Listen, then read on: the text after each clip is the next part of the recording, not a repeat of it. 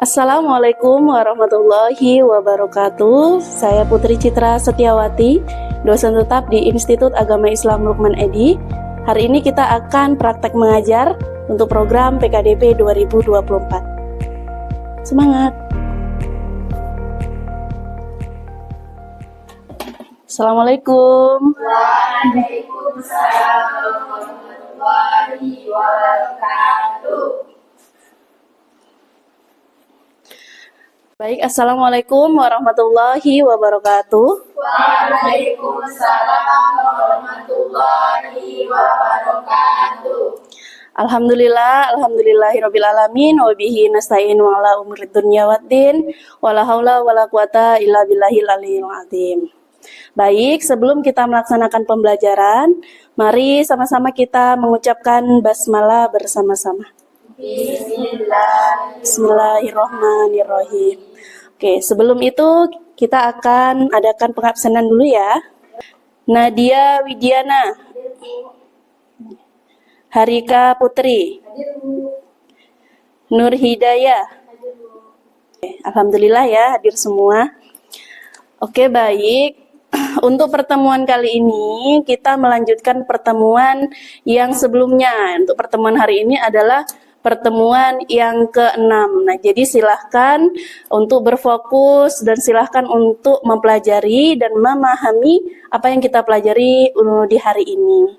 Baik, sebelumnya mungkin rekan-rekan sudah tahu ya, sesuai dengan RPS yang sudah kita bagikan di pertemuan yang pertama, hari ini adalah mengenai struktur pasar atau konsep struktur pasar. Sebelumnya ada yang pernah ke pasar? Pernah ya. Apa yang dilakukan di pasar? Belanja, beli, kemudian apa lagi? Jualan. Nah, itu adalah salah satu kegiatan yang bisa kita lakukan di dalam pasar. Nah, untuk pembelajaran kali ini, Ibu akan menyampaikan capaian pembelajarannya. Karena ini penting, mahasiswa yang mempelajari materi ini wajib untuk mengetahui beberapa hal. Yang pertama adalah mahasiswa mampu memahami konsep dan struktur pasar. Nah, mahasiswa kalau sudah belajar, pastilah mereka akan lebih tahu daripada sebelumnya. Maka di pembelajaran ini wajib untuk mengetahui. Kemudian yang kedua adalah mahasiswa mampu memahami jenis-jenis struktur pasar. Ya mungkin selama ini kita biasa terpasar, biasa belanja di pasar, tapi kita tahu tidak struktur pasar itu seperti apa. Nah, nanti coba kita lihat ya. Kemudian yang ketiga adalah mahasiswa mampu memahami pasar persaingan sempurna. Nah, jadi kalau kita lihat memang seperti apa sih pasar persaingan sempurna itu? Nah, itu nanti kita lihat. Kemudian yang keempat adalah mahasiswa mampu memahami pasar persaingan tidak sempurna. Nah, itu juga penting sekali untuk kita pelajari. Baik, kita langsung masuk kepada materi yang pertama. Mari kita lihat. Yang pertama itu adalah pengertian struktur pasar.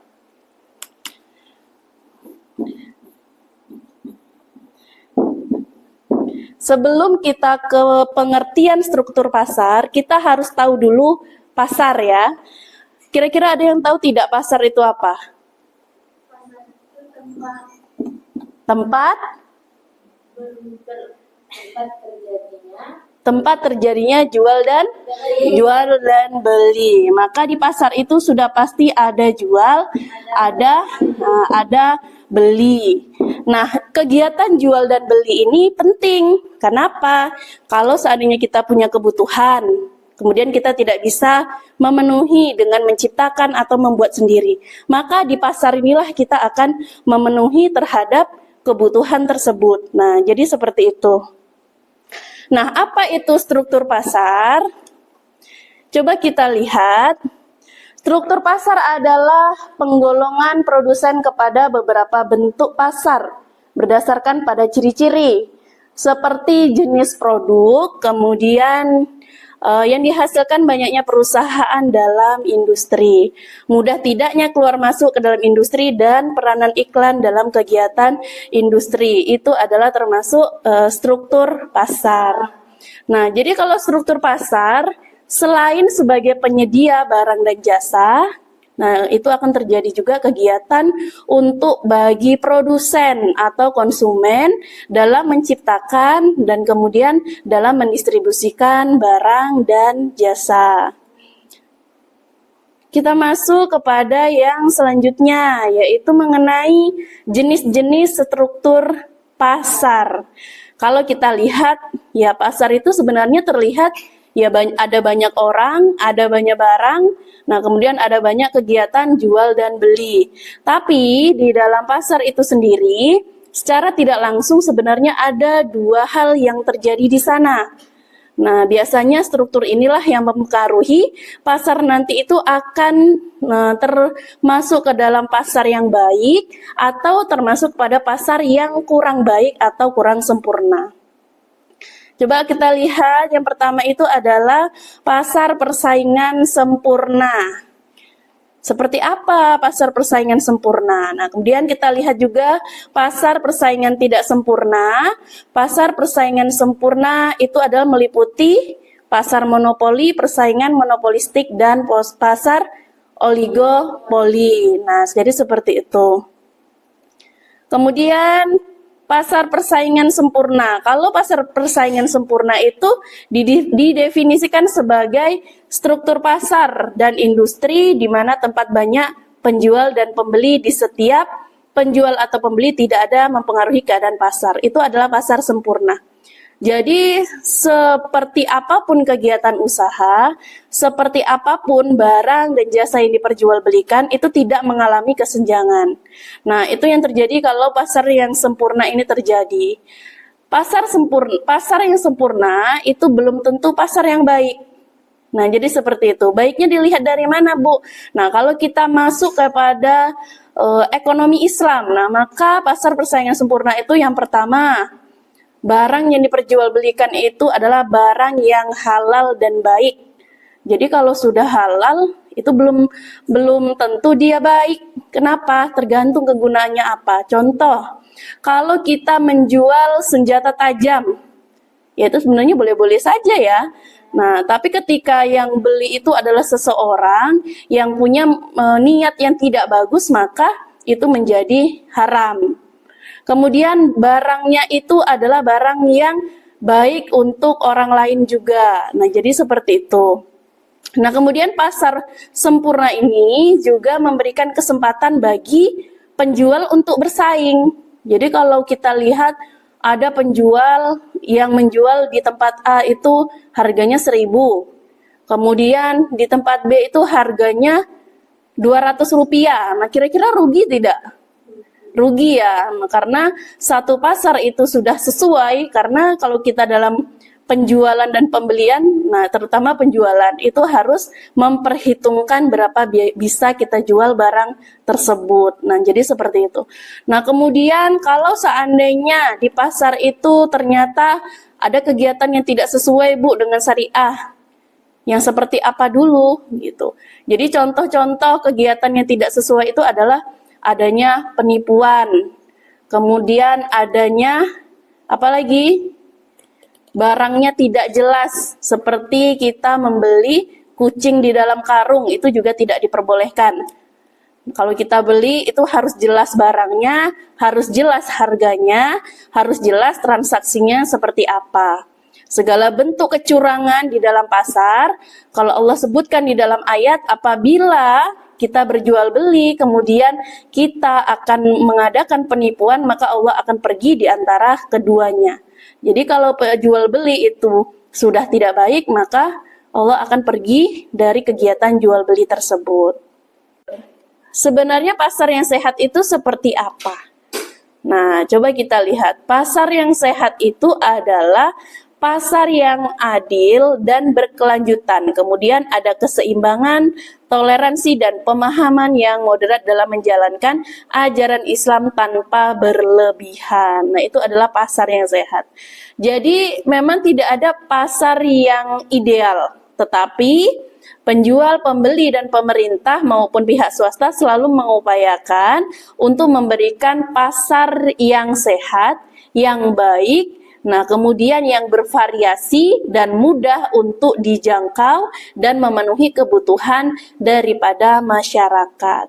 Kira-kira ada yang mau ditanyakan mengenai pasar? Ya, Bu. Oke, silahkan. Saya izin mau bertanya, Bu. Nama saya Arifah Putri. Tadi kan Ibu ada membahas tentang pasar. Iya.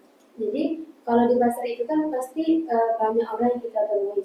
Di antaranya ada orang yang beda keyakinan dengan kita. Iya. Dan Muslim.